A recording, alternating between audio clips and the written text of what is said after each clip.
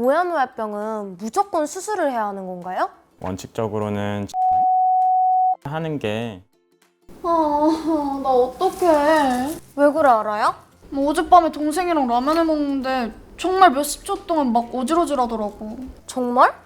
지난번에 배웠던 모야모야병 의심 증상 맞는데? 알아도 그러면 당장 수술해야 하는 거 아니야? 뭐? 수술?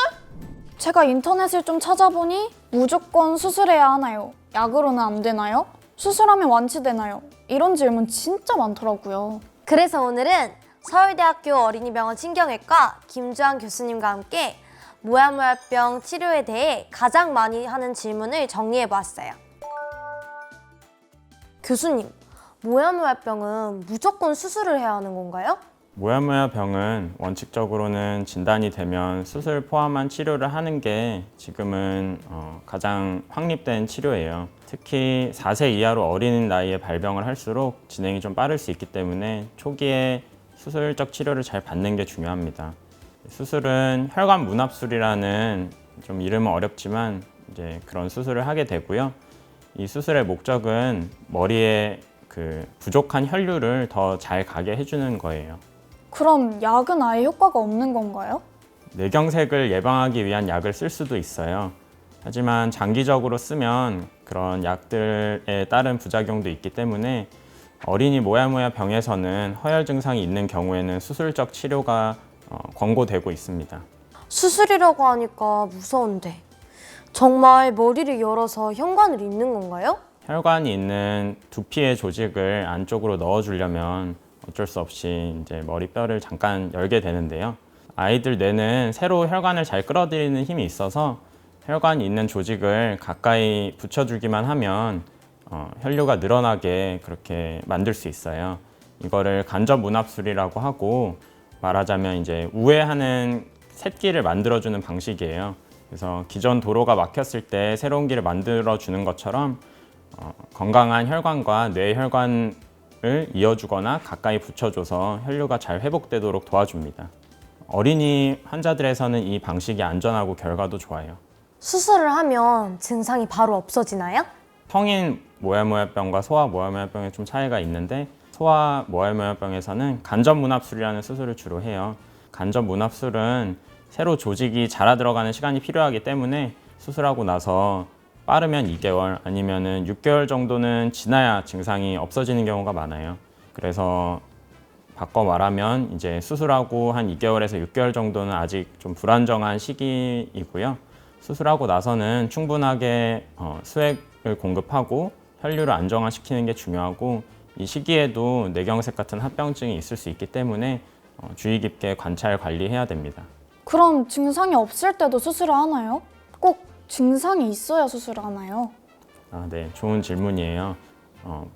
보호자분들도 부모님들도 많이 물어보시는데요. 실제로 증상이 없거나 하면은 이제 머리 혈류 검사를 해요. 그래서 혈류 상태가 나쁘지 않으면 수술을 안 하고 지켜볼 수도 있습니다.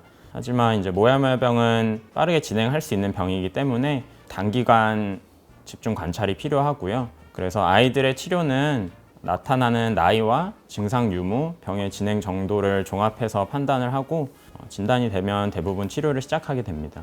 수술은 한 번으로 보통 끝나나요? 모야모야병은 대부분 양쪽 뇌혈관에 주로 다 병이 생길 수 있어요. 그래서 양쪽이 다 떨어져 있으면은 1차 수술을 하고 4개월에서 6개월 사이에 2차 수술을 진행합니다. 또 이미 뇌경색이 와 있는 상태면 뇌 손상이 어느 정도 안정된 후에 수술을 하게 돼요. 그리고 수술을 다 마쳐도 정기적으로 뇌혈류 검사를 받으면서 경과를 보는 게 매우 중요해요. 그럼 수술 후에는 얼마나 쉬어야 하나요? 학교를 다니고 있는 학생이라면 학교 가는 문제도 중요할 것 같은데 언제쯤 갈 수 있어요? 수술 후에는 보통 1, 2주 정도 입원하고 퇴원을 하게 돼요. 부모님들이 많이 물어보시는 학교로 돌아가는 거는 저희는 한 달 정도 후면은 학교 생활을 할 수 있다고 설명을 하고요. 물론 초기에는 격한 운동이나 과도한 스트레스가 발생되는 상황은 피하는 게 좋고 안정된 수면이 중요합니다. 부모님들이 수술 후 가장 걱정하는 부분은 뭔가요? 혹시 수술하고도 또 문제가 생기지 않을까 하는 불안이 많으세요.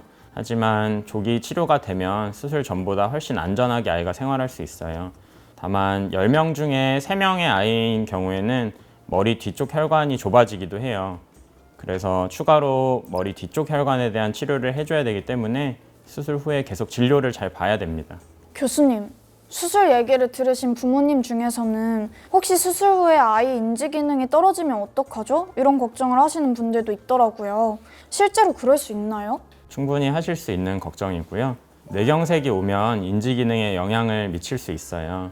그래서 적절한 시기에 수술적 치료를 잘 시행하는 게 뇌경색을 예방할 수가 있고 걱정하시는 인지 기능 저하를 예방하는 데 큰 도움이 됩니다.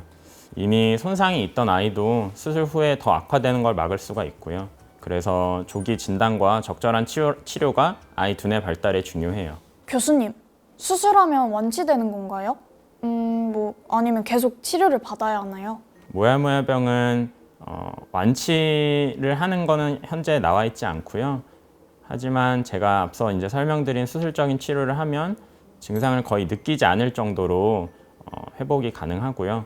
충분히 사실 더 장기간 이제 병원에 다니면서 뇌혈류 검사를 받아봐야 되고 또 새로 증상이 생기면 반드시 빨리 검사를 해봐야 됩니다. 그럼 혹시 예방할 수 있는 방법은 없을까요? 아직까지 모야모야병을 예방할 수 있는 방법은 나와 있진 않아요. 그래서 초기에 진단을 하고 수술적인 치료를 잘 받는 게 증상을 막을 수 있는 병이에요. 그럼 수술 후에 생활 속에서 피해야 할 것들도 있나요? 어린이들의 경우 특히 혈류가 변할 수 있는 상황은 조심해야 돼요. 너무 뜨겁거나 매운 음식, 라면이나 매운 국 같은 거는 자극이 될 수 있고요. 또 풍선을 세게 불거나 악기를 열심히 부는 행동은 과호흡을 유발할 수 있어요. 뜨거운 사우나나 찜질방도 조심하는 게 좋고요. 이런 행동은 수술 후 두통이나 허열 증상을 유발할 수 있기 때문에 일상생활에서도 예방이 필요해요. 모야모야병은 무조건 무섭기만 한 병은 아니었네요.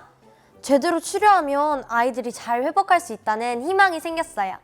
맞아요. 건강한 미래를 위한 정보 앞으로도 아라와 우리가 전해드릴게요. 그럼 다음 시간에 또 만나요. 안녕!